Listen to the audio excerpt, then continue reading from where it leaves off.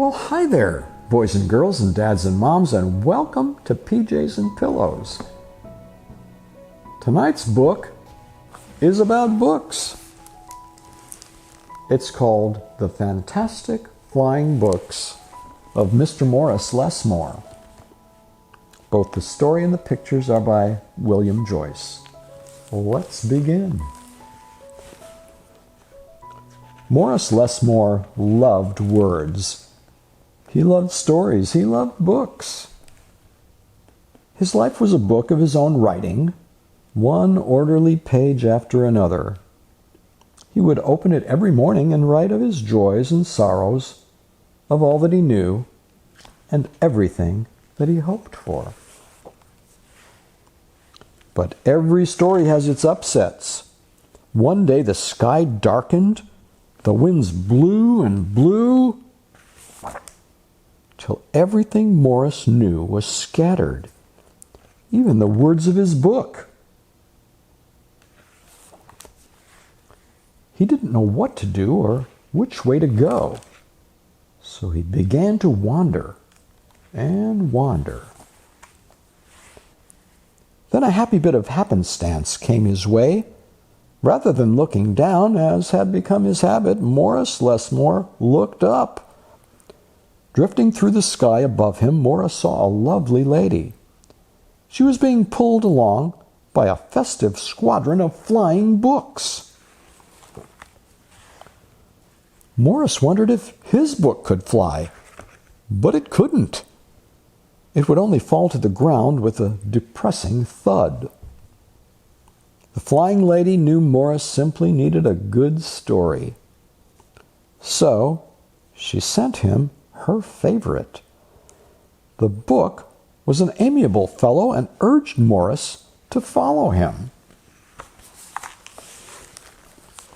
The book led him to an extraordinary building where many books apparently nested.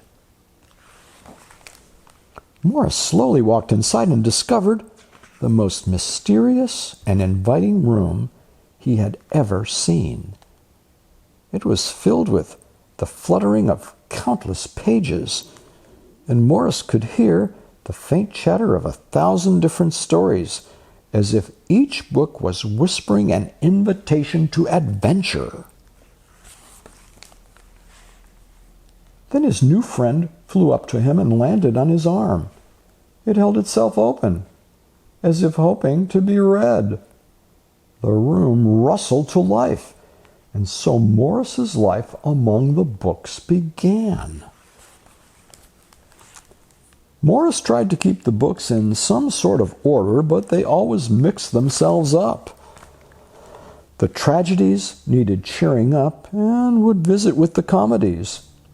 The encyclopedias, weary of facts, would relax with the comic books and fiction.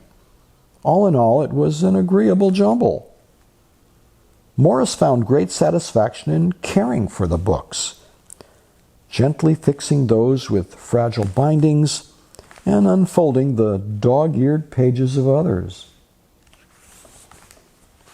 Sometimes Morris would become lost in a book and scarcely emerge for days. He's reading and reading and reading and reading and reading some more until the book was done. Morris liked to share the books with others. Sometimes it was a favorite that everyone loved, and other times he found a lonely little volume whose tale was seldom told. Everyone's story matters, said Morris, and all the books agreed. At night, after all the stories that needed telling had been told, and everyone had settled down to their proper places on the shelves, the great big dictionary would get in the last word, Z. It was then that Morris Lessmore would once again write his own book. He wrote of his joys and sorrows, of all that he knew, and everything that he hoped for. The days passed. So did the months. And then years and years. And Morris Lessmore became stooped and crinkly. But the books never changed. Their stories stayed the same. Now his old friends took care of him the way he had once cared for them, and they read themselves to him each night. Then one day, he filled the last page in his book.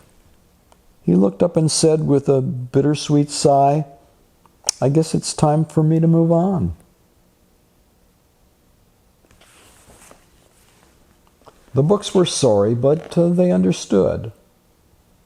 Morris put on his hat and took his cane. As he went to the door, he turned and smiled, then waved goodbye. "I'll carry you all in here," he said, and pointed to his heart. The books waved their pages, and Morris Lessmore flew away. And as he flew, he changed back into the way he'd been that long ago day when they'd all first met. The books were quiet for a while. Then they noticed that Morris Lessmore had left something behind. "It's his book," said his oldest friend. Inside was Morris's story, all of his joys and sorrows, all that he knew, and everything that he hoped for. Then the books heard a small expectant sound. There in the doorway was a little girl. She looked around with wonder. Then something fantastic happened. Morris Lessmore's book flew up to her and opened its pages. The girl began to read. And so our story ends as it began, with the opening of a book. And that is the end of the story. So, I hope you'll all learn to read your own books. You won't have to listen to me. But in the meantime, brush your teeth, give hugs to the people that you love, and have sweet dreams.